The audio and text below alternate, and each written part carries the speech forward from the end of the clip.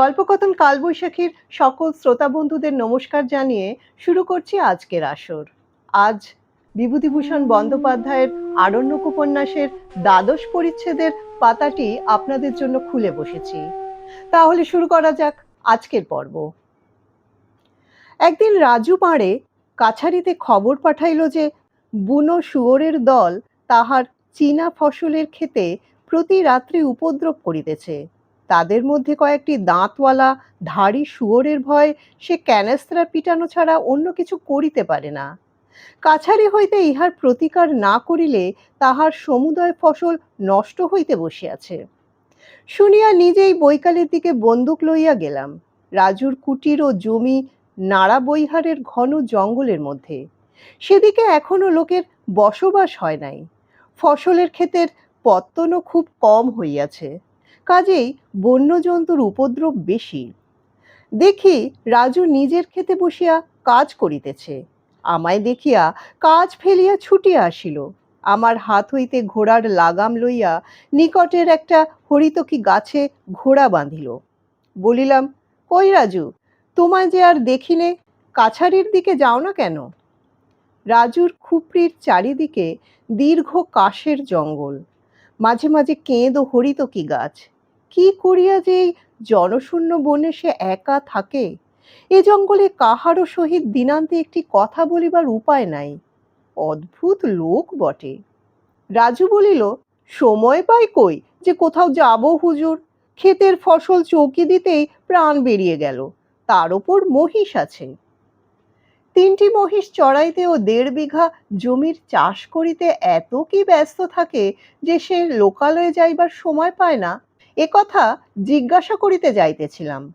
কিন্তু রাজু আপনা হইতেই তাহার দৈনন্দিন কার্যের যে তালিকা দিল, তাহাতে দেখিলাম তাহার নিঃশ্বাস ফেলিবার অবকাশ না থাকার কথা। ক্ষেত কামারের কাজ, মহিষ চড়ানো, দুধ দোয়া, মাখন তোলা, পূজা অর্চনা, রামায়ণ পাঠ, রান্না খাওয়া, শুনিয়া যেন আমারই হাঁপ লাগিল। কাজের লোক বটে রাজু, ইহার উপর নাকি সারা রাত জাগিয়া ক্যানেস্ত্রা পিটাইতে হয়। বলিলাম, শুয়োর কখন বেরোয়? তার তো কিছু ঠিক নেই হুজুর, তবে রাত হলেই বেরোয় বটে। একটু বসুন, দেখবেন কত আসে। কিন্তু আমার কাছে সর্বাপেক্ষা কৌতূহলের বিষয়, রাজু একা এই জনশূন্য স্থানে কি করিয়া বাস করে। কথাটা জিজ্ঞাসা করিলাম। রাজু বলিল, অভ্যেস হয়ে গিয়েছে বাবুজি, বহুদিন এমনি ভাবেই আছি। কষ্ট তো হয়ই না, বরং আপন মনে বেশ আনন্দে থাকি। সারাদিন খাটি, সন্ধেবেলা ভজন গাই, ভগবানের নাম নিই, বেশ দিন কেটে যায়।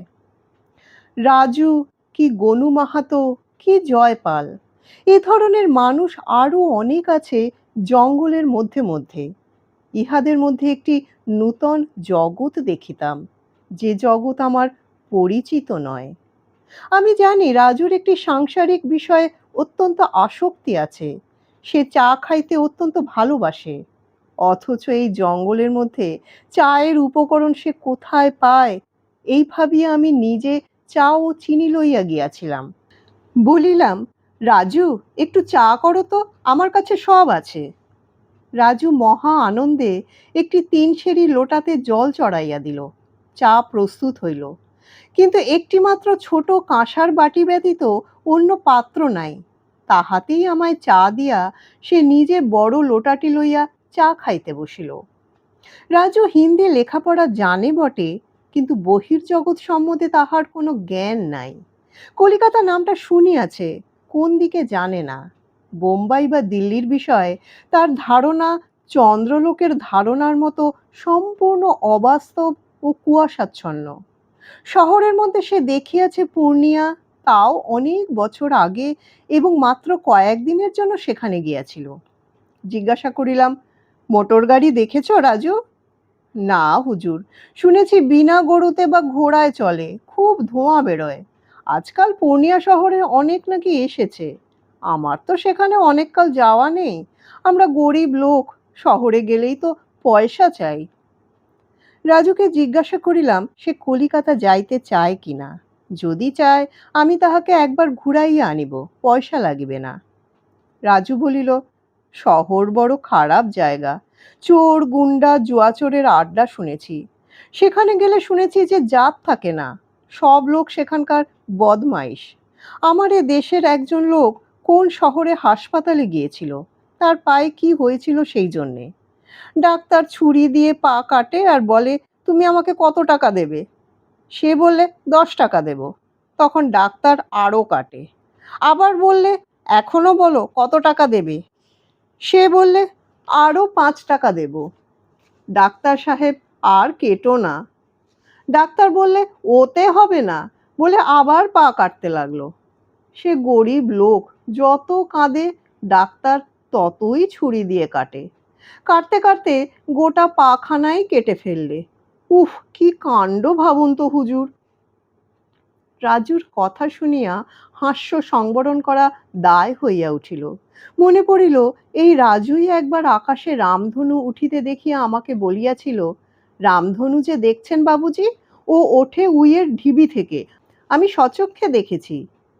রাজুর খুপড়ির সামনের উঠানে একটি বড় খুব উঁচু আসান গাছ আছে, তারই তলায় বসিয়া আমরা চা খাইতেছিলাম।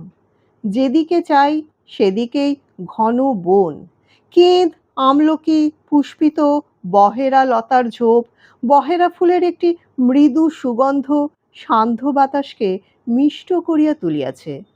আমার মনে হইল, এসব স্থানে বসিয়া এমনভাবে চা খাওয়া জীবনের একটা সৌন্দর্যময় অভিজ্ঞতা। কোথায় এমন অরণ্য প্রান্তর, কোথায় এমন জঙ্গলে ঘেরা কাশের কুটির, রাজুর মতো মানুষই বা কোথায়? এই অভিজ্ঞতা যেমন বিচিত্র, তেমনি দুষ্প্রাপ্য। বলিলাম, আচ্ছা রাজু, তোমার স্ত্রীকে নিয়ে এসো না কেন? তোমায় আর তাহলে কষ্ট করে রেঁধে খেতে হবে না। রাজু বলিল, সে বেঁচে নেই হুজুর, আজ 17-18 বছর মারা গিয়েছে। তারপর থেকে বাড়িতে মন বসাতে পারিনে আর। রাজুর জীবনে রোমান্স ঘটিয়াছিল, এ ভাবিতে পারাও কঠিন বটে। কিন্তু অতঃপর রাজু যে গল্প করিল, তাহাকে ও ছাড়া অন্য নামে অভিহিত করা চলে না। রাজুর স্ত্রীর নাম ছিল সরজু, অর্থাৎ সরজু। রাজুর বয়স যখন 18 ও সরজুর 14, তখন উত্তর ধরমপুর শ্যামলাল টোলাতে সরজুর বাপের টোলে রাজু দিন কতক ব্যাকরণ পড়িতে যায়। রাজুকে বলিলাম, কতদিন পড়েছিলে? কিছু না বাবুজি, বছরখানেক ছিলাম, কিন্তু পরীক্ষা দিইনি। সেখানে আমাদের প্রথম দেখাশোনা, এবং ক্রমে ক্রমে আমাকে সমীহ করিয়া রাজু অল্প কাশিয়া চুপ করিল। আমি উৎসাহ দিবার সুরে বলিলাম, তারপর বলে যাও। কিন্তু হুজুর, ওর বাবা আমার অধ্যাপক, আমি কি করে তাকে এ কথা বলি? একদিন কার্তিক মাসে ছট পরবের দিন সরজু ছোপানো হলদে শাড়ি পরে কুশি নদীতে একদল মেয়ের সঙ্গে নাইতে যাচ্ছে। আমি রাজু কাশিয়া আবার চুপ করিল। পুনরায় উৎসাহ দিয়া বলিলাম, বলো বলো, তাতে কি? ওকে দেখবার জন্যে আমি একটা গাছের আড়ালে লুকিয়ে রইলাম। এর কারণ এই যে, ইদানিং ওর সঙ্গে আমার আর তত দেখাশোনা হতো না। এক জায়গায় ওর বিয়ের কথাবার্তাও চলছিল। যখন দলটি গাইতে গাইতে, আপনি তো জানেন, ছট পরবের সময় মেয়েরা গান করতে করতে নদীতে ছট ভাসাতে যায়। তারপর যখন ওরা গাইতে গাইতে আমার সামনে এলো, ও আমায় দেখতে পেয়েছে গাছের আড়ালে। ও হাসলে, আমিও হাসলাম। আমি হাত নেড়ে ইশারা করলাম, একটু পেছিয়ে পড়ো। ও হাত নেড়ে বললে, এখন নয়, ফেরবার সময়। রাজুর 52 বছর বয়সের মুখমণ্ডলে 20 বর্ষীয় তরুণ প্রেমিকের লাজুকতা ও চোখে একটি স্বপ্নভরা সুদূর দৃষ্টি ফুটিল একথা বলিবার সময়। যেন জীবনের বহু পিছনে প্রথম যৌবনের পূর্ণ দিনগুলিতে যে কল্যাণী তরুণী ছিল চতুর্দশ বর্ষদেশে, তাহাকেই খুঁজিতে বাহির হইয়াছে ওর সঙ্গীহারা প্রৌঢ় প্রাণ। এই ঘন জঙ্গলে একা বাস করিয়া সে ক্লান্ত হইয়া পড়িয়াছে। এখন যাহার কথা ভাবিতে তাহার ভালো লাগে, যাহার সাহচর্যের জন্য তার মন উন্মুখ, সে হইল বহুকালের সেই বালিকা সরজু, পৃথিবীতে যে কোথাও আজ আর নাই। বেশ লাগিতেছিল ওর গল্প। আগ্রহের সঙ্গে বলিলাম, তারপর? তারপর ফেরবার পথে দেখা হলো। ও একটু পিছিয়ে পড়লো দলের থেকে। আমি বললাম, সরোজু, আমি বড় কষ্ট পাচ্ছি, তোমার সঙ্গে দেখাশোনাও বন্ধ। আমার লেখাপড়া হবে না জানি, কেন মিছে কষ্ট পাই। ভাবছি টোল ছেড়ে চলে যাব এ মাসের শেষেই। সরোজু কেঁদে ফেললে, বললে, বাবাকে বলো না কেন? সরোজুর কান্না দেখে আমি মরিয়া হয়ে উঠলাম। এমনি হয়তো যে কথা কখনো আমার অধ্যাপককে বলতে পারতাম না, তাই বলে ফেললাম একদিন। বিয়ে হওয়ার কোনো বাধা ছিল না, স্বজাতি স্বঘর, বিয়ে হয়েও গেল। খুব সহজ ও সাধারণ রোমান্স হয়তো, হয়তো শহরের কোলাহলে বসিয়া শুনিলে এটাকে নিতান্ত ঘরোয়া গ্রাম্য বৈবাহিক ব্যাপার, সামান্য একটু পুতু পুতু ধরনের পূর্বরাগ বলিয়া উড়াইয়া দিতাম। ওখানে ইহার অভিনবত্ব ও সৌন্দর্যে মন মুগ্ধ হইল। দুইটি নরনারী কি করিয়া পরস্পরকে লাভ করিয়াছিল তাহাদের জীবনে, এই ইতিহাস যে কতখানি রহস্যময়, তাহা বুঝিয়াছিলাম সেদিন। চা পান শেষ করিতে সন্ধ্যা উত্তীর্ণ হইয়া আকাশে পাতলা জ্যোৎস্না ফুটিল। ষষ্ঠী কি সপ্তমী তিথি।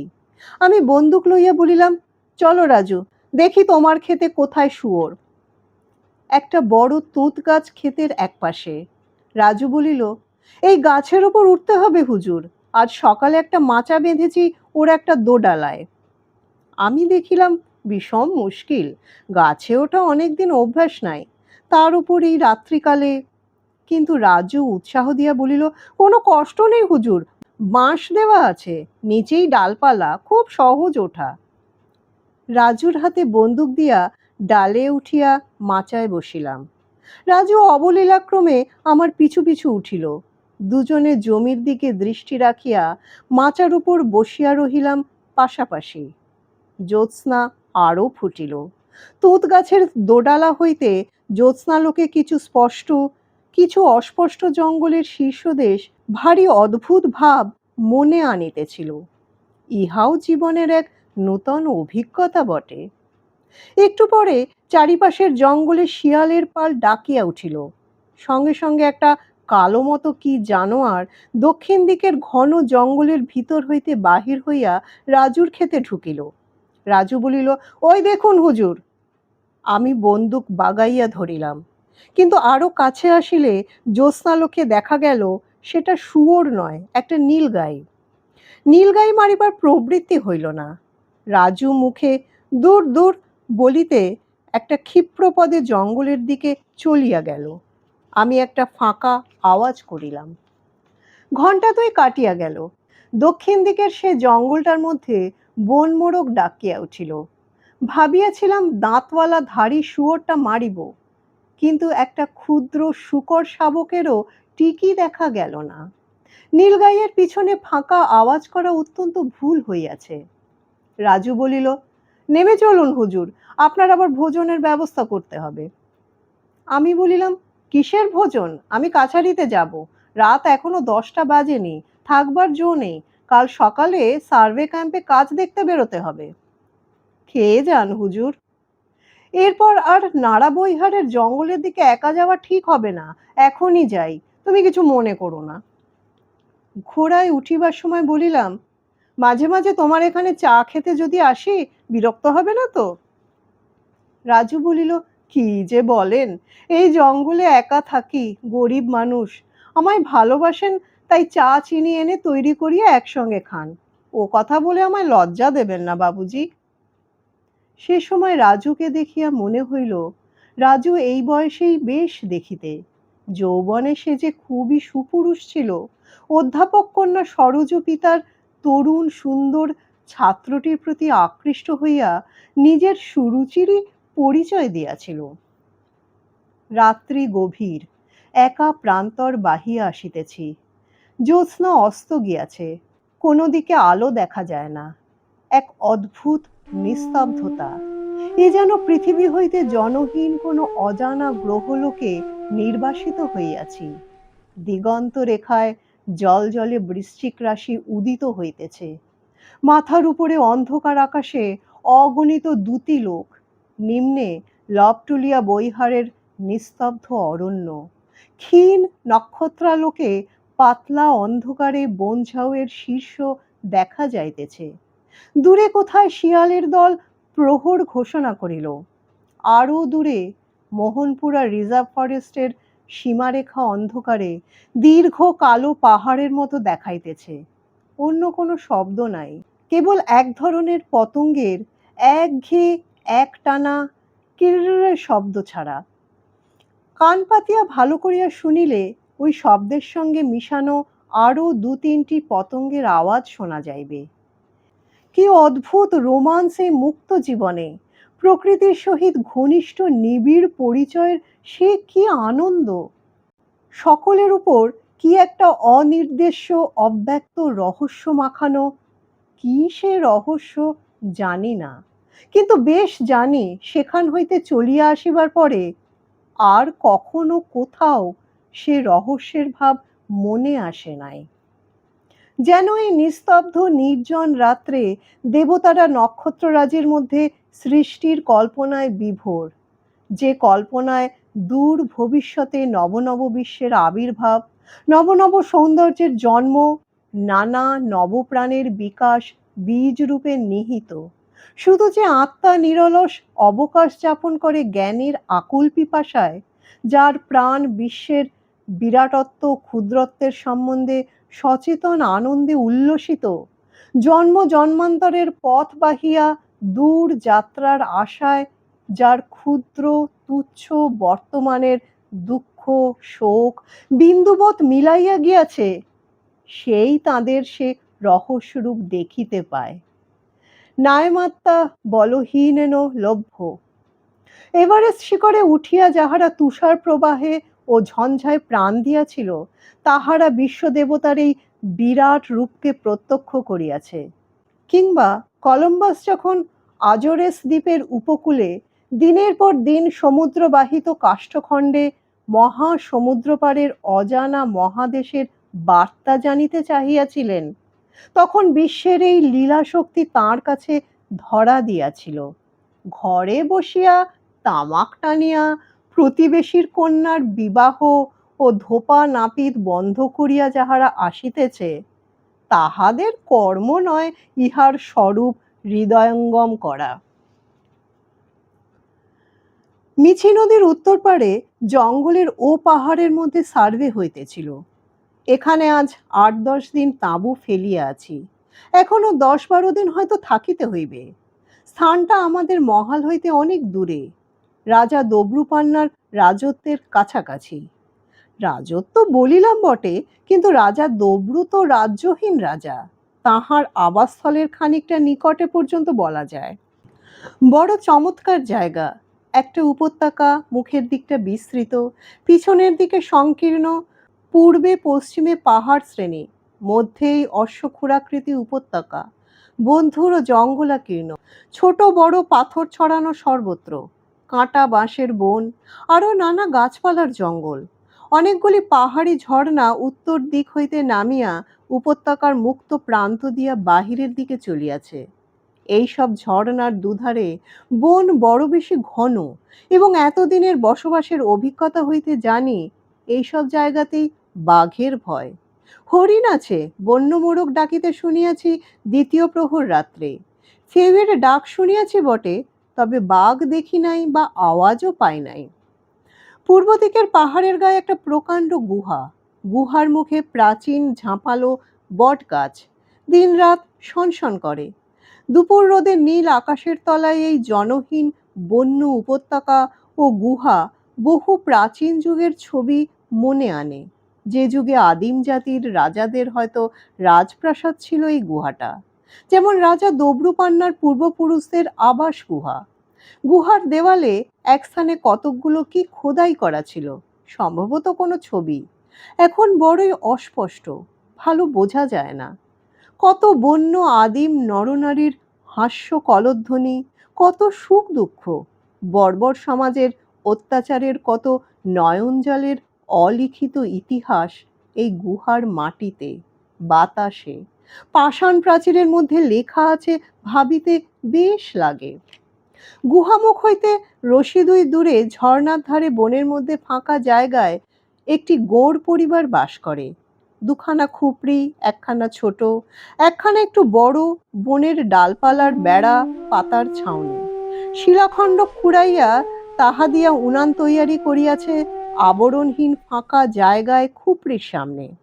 বড় একটা বুনো বাদাম গাছের ছায়ায় এদের কুটির। বাদামের পাকা পাতা ঝরিয়া পড়িয়া উঠান প্রায় ছাইয়া রাখিয়াছে। গৌড় পরিবারের দুটি মেয়ে আছে।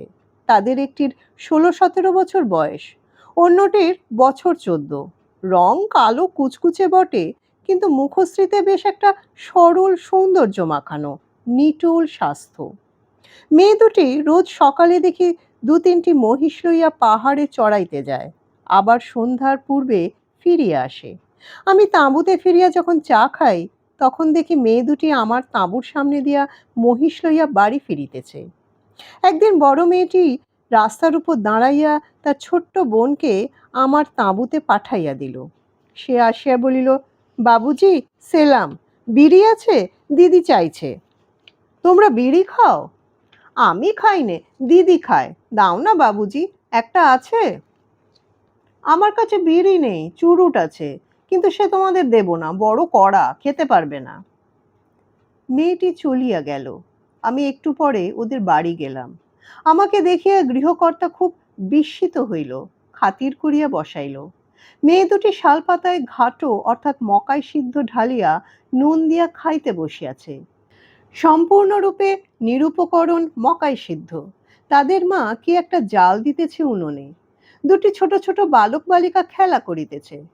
গৃহকর্তার বয়স 50-এর উপর, সুস্থ সবল চেহারা।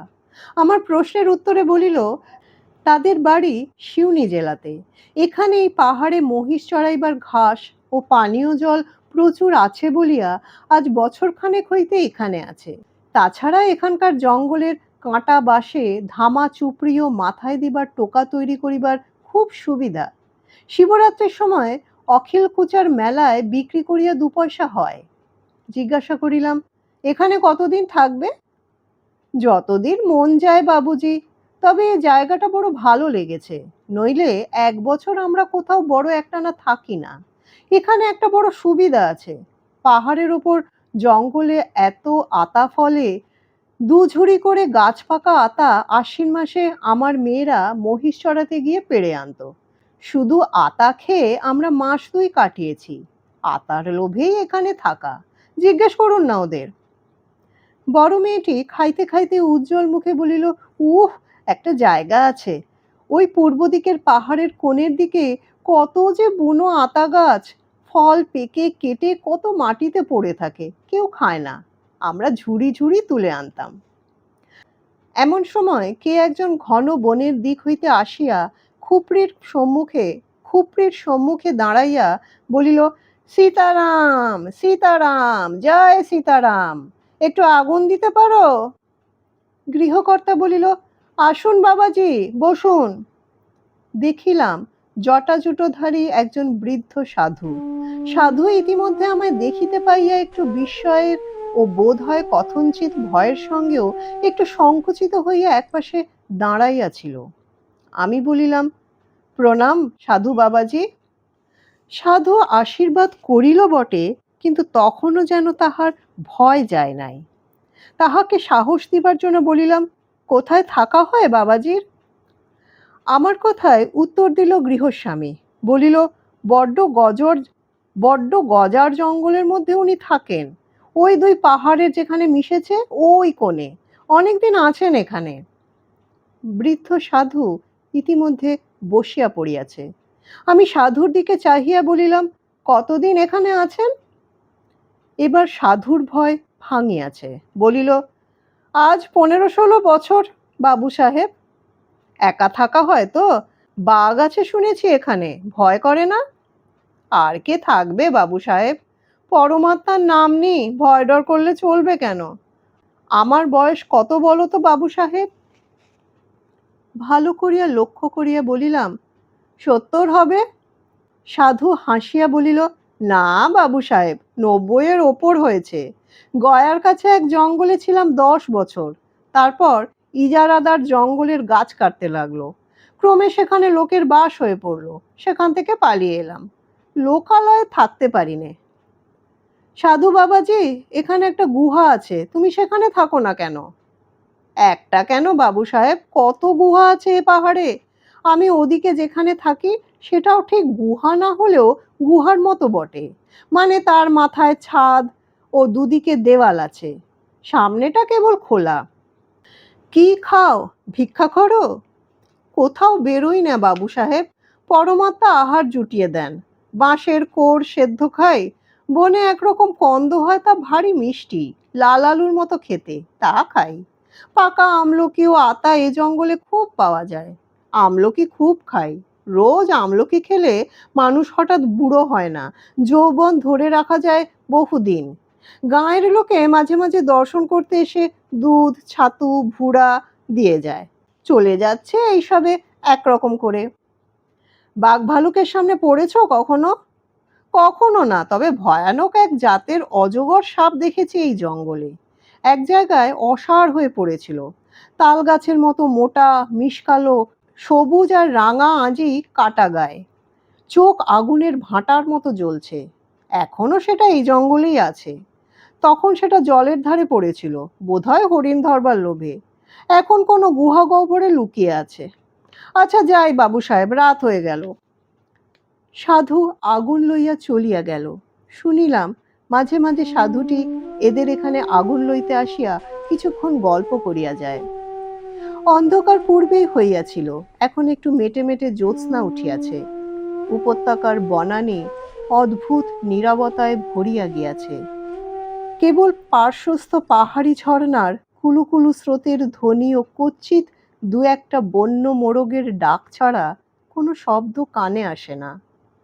তাঁবুতে ফিরিলাম।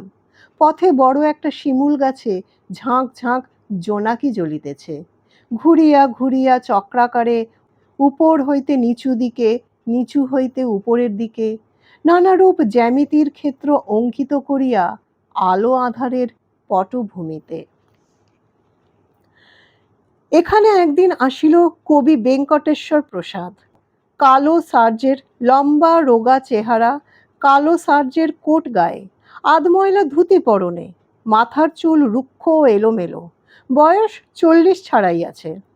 ভাবিলাম চাকুরির উমেদার হইয়া। বলিলাম, কি চাই? সে বলিল, বাবুজির হুজুর বলিয়া সম্বোধন করিল না। দর্শন প্রার্থী হয়ে এসেছি। আমার নাম বেঙ্কটেশ প্রসাদ, বাড়ি বিহার শরীফ, পাটনা জেলা। এখানে চকমকিটলার থাকি, 3 মাইল দূর এখান থেকে। ও, তা এখানে কি জন্যে? বাবুজি যদি দয়া করে অনুমতি করেন তবে বলি, আপনার সময় নষ্ট করছি না।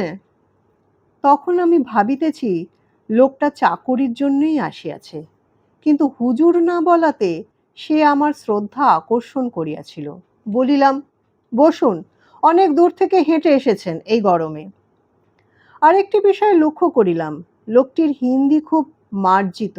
সেরকম হিন্দিতে আমি কথা বলতে পারি না। সিপাহী পিয়াদা ও গ্রাম্য প্রজা লইয়া আমার কারবার। আমার হিন্দি তাহাদের মুখে শেখা দেহাতি বুলির সহিত বাংলা ইডিয়াম মিশ্রিত একটা জগা খিচুড়ি ব্যাপার। এ ধরনের ভদ্র ও পরিমার্জিত ভব্য হিন্দি কখনো শুনি নাই, তা বলিব কি রূপে? সুতরাং একটু সাবধানের সহিত বলিলাম, কি আপনার আসার উদ্দেশ্য বলুন। সে বলিল, আমি আপনাকে কয়েকটি কবিতা শোনাতে এসেছি। দস্তুর মতো বিস্মিত হইলাম।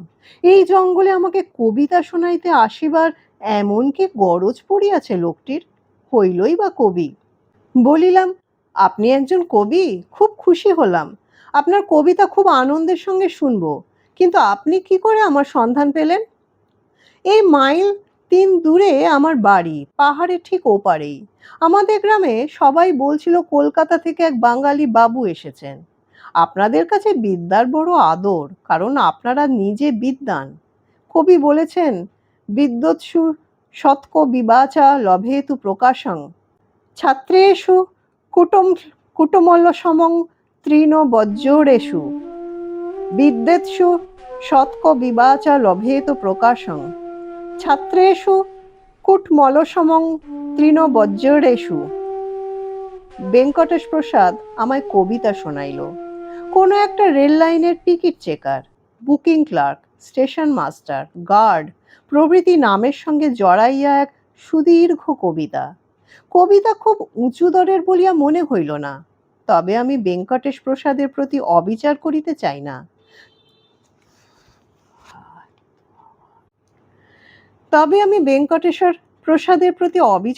চাই না। তাহার ভাষা আমি ভালো বুঝি নাই। সত্য কথা বলিতে গেলে বিশেষ কিছুই বুঝি নাই।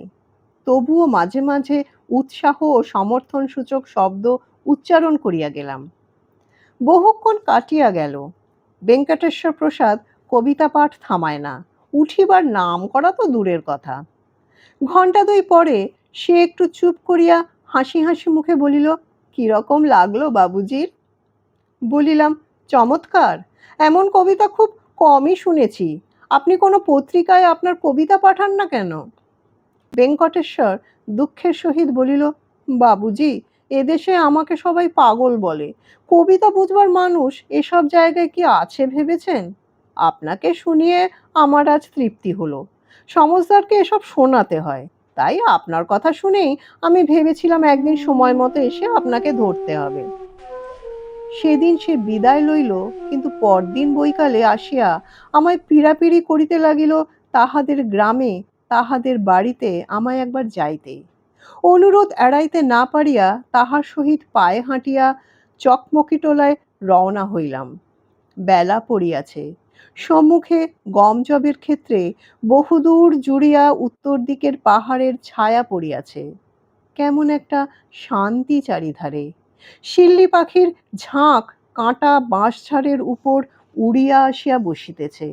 গ্রাম্য বালক বালিকারা এক জায়গায় ঝর্ণার জলে ছোট ছোট কি মাছ ধরিবার চেষ্টা করিতেছে। গ্রামের মধ্যে ঠাসাঠাসি বসতি, চালে চালে বাড়ি। অনেক বাড়িতেই উঠান বলিয়া জিনিস নাই। মাঝারি গোছের একখানা খোলা ছাওয়া বাড়িতে বেঙ্কটেশ্বর প্রসাদ আমায় লইয়া গিয়া তুলিল। রাস্তার ধারেই তার বাড়ির বাইরের ঘর। সেখানে একখানা কাঠের চৌকিতে বসিলাম। একটু পরে কবি গৃহিণীকেও দেখিলাম। তিনি স্বহস্তে দই বড়া ও মকাই ভাজা আমার জন্য লইয়া যে চৌকিতে বসিয়াছিলাম তাহারই এক প্রান্তে স্থাপন করিলেন বটে, কিন্তু কথা কহিলেন না। যদিও তিনি অবগুণ্ঠনবতীও ছিলেন না। বয়স 24-25 হইবে। রং তত ফর্সা না হইলেও মন্দ নয়। মুখশ্রী বেশ শান্ত। সুন্দরী বলা না গেলেও কবিপত্নী কুরূপা নহেন। ধরন ধারণের মধ্যে একটি সরল অনায়াস শিষ্টতা ও শ্রী। আর একটা জিনিস লক্ষ্য করিলাম, কবি গৃহিণীর স্বাস্থ্য। কি জানি কেন এদেশে যেখানে গিয়াছি মেয়েদের স্বাস্থ্য সর্বত্র বাংলাদেশের মেয়েদের চেয়ে বহুগুণে ভালো বলিয়া মনে হইয়াছে। মোটা নয়, অথচ বেশ লম্বা, নিটোল, ৮-৬০ গড়নের মেয়ে এদেশে যত বেশি, বাংলাদেশে তত দেখি নাই। কবি গৃহিণীও এই ধরনের মেয়েটি। একটু পরে তিনি এক বাটি মহিষের দুধের দই খাটিয়ার একপাশে রাখিয়া সরিয়া দরজার কপাটের আড়ালে দাঁড়াইলেন। শিকল নাড়ার শব্দ শুনিয়া বেঙ্কটেশ্বর প্রসাদ উঠিয়া স্ত্রীর নিকটে গেল ও তখনই হাসি মুখে আসিয়া বলিল, আমার স্ত্রী বলছে আপনি আমাদের বন্ধু হয়েছেন। বন্ধুকে একটু ঠান্ডা করতে হয় কিনা, তাই দইয়ের সঙ্গে বেশি করে পিপুল শুট, লঙ্কা গুঁড়ো মেশানো রয়েছে। আমি হাসিয়া বলিলাম, তা যদি হয় তবে আমার একা কেন, সকলের চোখ দিয়ে যাতে জল বের হয় তার জন্য আমি প্রস্তাব করছি এই দই আমরা 3 জনেই খাবো, আসুন। কবিপত্নী দরজার আড়াল হইতে হাসিলেন। আমি ছাড়িবার পাত্র নই, দই তাহাকেও খাওয়াইয়াই ছাড়িলাম। একটু পরে কবিপত্নী বাড়ির মধ্যে চলিয়া গেলেন এবং একটা থালা হাতে আবার ফিরিয়া আসিয়া খাটিয়ার প্রান্তে থালাটি রাখিলেন। এবার আমার সামনেই চাপা কৌতুক মিশ্রিত সুরে আমাকে শুনাইয়া বলিলেন, বাবুজিকে বলো এইবার ঘরের তৈরি প্যাঁড়া খেয়ে গালের জ্বলুনি থামান। কি সুন্দর মিষ্টি মেয়েলি ঠেট হিন্দি বুলি। বড় ভালো লাগে এই অঞ্চলের মেয়েদের মুখে এই হিন্দির টানটি। নিজে ভালো হিন্দি বলিতে পারি না বলিয়া আমার কথ্য হিন্দির প্রতি বেজায় আকর্ষণ। বইয়ের হিন্দি নয়, এইসব পল্লী প্রান্তে, পাহাড়তলিতে, বন্য বনদেশের পাহাড়তলিতে, বনদেশের মধ্যে বিস্তীর্ণ শ্যামল যব গম ক্ষেতের পাশে চলনশীল চামড়ার রহট, যেখানে মহিষের দ্বারা ঘূর্ণিত হইয়া খেতে খেতে জল সেচন করিতেছে, অস্ত সূর্যের ছায়া ভরা অপরাহ্নে দূরের নীলাভ শৈলশ্রেণীর দিকে উড়ন্ত বালিহাঁস বা শিল্লি বা বকের দল, যেখানে একটা দূর বিসর্পী ভূপৃষ্ঠের আবাস বহন করিয়া আনে, সেখানকার সে হঠাৎ শেষ হইয়া যাওয়া কেমন যেন আধো আধো ভাঙা ভাঙা ক্রিয়াপদযুক্ত এক ধরনের ভাষা, যাহা বিশেষ করিয়া মেয়েদের মুখে সাধারণত শোনা যায়, তাহার প্রতি আমার টান খুব বেশি। হঠাৎ আমি কবিকে বলিলাম, দয়া করে দু একটা কবিতা পড়ুন না আপনার। বেঙ্কটেশ্বর প্রসাদের মুখ উৎসাহে উজ্জ্বল দেখাইল। একটি গ্রাম্য প্রেম কাহিনী লইয়া কবিতা লিখিয়াছে, সেটি পড়িয়া শুনাইল। ছোট্ট একটি খালের এপারের মাঠে এক তরুণ যুবক বসিয়া ভুট্টার ক্ষেত পাহারা দিত। খালের ওপারের ঘাটে একটি মেয়ে আসিত নিত্য কলসি কাঁখে জল ভরিতে। ছেলেটি ভাবিত মেয়েটি বড় সুন্দর, অন্যদিকে মুখ ফিরাইয়া শীষ দিয়া গান করিত, ছাগল গরু তাড়াইত। মাঝে মাঝে মেয়েটির দিকে চাহিয়া দেখিত। কত সময় দুজনের চোখাচোখি হইয়া গিয়াছে, অমনি লজ্জায় লাল হইয়া কিশোরী চোখ নামাইয়া লইত। ছেলেটি রোজ ভাবিত কাল সে মেয়েটিকে ডাকিয়া কথা কহিবে। বাড়ি ফিরিয়া সে মেয়েটির কথা ভাবিত। কতকাল কাটিয়া গেল, কত কাল আসিল, কত চলিয়া গেল, মনের কথা আর বলা হইল না। তারপর একদিন মেয়েটি আসিল না, পরদিনও আসিল না। দিন, সপ্তাহ, মাস কাটিয়া গেল। কোথায় সে প্রতিদিনের সুপরিচিতা কিশোরী? ছেলেটি হতাশ হইয়া রোজ রোজ ফিরিয়া আসে মাঠ হইতে। ভীরু প্রেমিক সাহস করিয়া কাহাকেও কিছু জিজ্ঞাসা করিতে পারে না। ক্রমে ছেলেটিকে দেশ ছাড়িয়া অন্যত্র চাকুরি লইতে হইল। বহুকাল কাটিয়া গিয়াছে, কিন্তু ছেলেটি সেই নদীর ঘাটের রূপসী বালিকাকে আজও ভুলিতে পারে নাই। দূরের নীল শৈলমালা ও দিগন্ত বিস্তারী শস্যক্ষেত্রের দিকে চোখ রাখিয়া প্রায়ান্ধকার সন্ধ্যায় এই কবিতাটি শুনিতে শুনিতে কতবার মনে হইল, এ কি বেঙ্কটেশ্বর প্রসাদেরই নিজের জীবনের অভিজ্ঞতা। কবিপ্রিয়ার নাম রুকমা, কারণ ওই নামে কবি একটি কবিতা লিখিয়াছে। পূর্বে আমাকে তাহা শুনাইয়াছিল।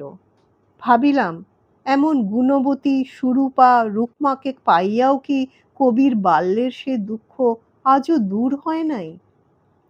আমাকে তাঁবুতে পৌঁছিয়া দিবার সময় বেঙ্কটেশ্বর প্রসাদ একটি বড় বটগাছ দেখাইয়া বলিল, ওই যে গাছ দেখছেন বাবুজি, ওর তলায় সেবার সভা হয়েছিল, অনেক কবি মিলে কবিতা পড়েছিল।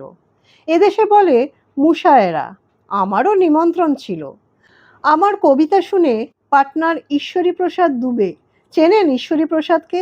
ভারী এলেমদার লোক, দূত পত্রিকার সম্পাদক, নিজেও একজন ভালো কবি, আমায় খুব খাতির করেছিলেন। কথা শুনিয়া মনে হইল বেঙ্কটেশ্বর জীবনে এই একবারই সভ্য সমিতিতে দাঁড়াইয়া নিজের কবিতা আবৃত্তি করিবার নিমন্ত্রণ পাইয়াছিল, এবং সেদিনটি তাহার জীবনে একটা খুব বড় ও স্মরণীয় দিন গিয়াছে।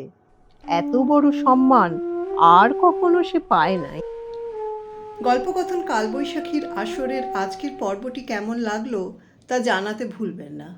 ভালো লাগলে লাইক ও শেয়ার করে নেবেন, সাথে সাথে আমাদের চ্যানেলটি সাবস্ক্রাইব করে নেবেন।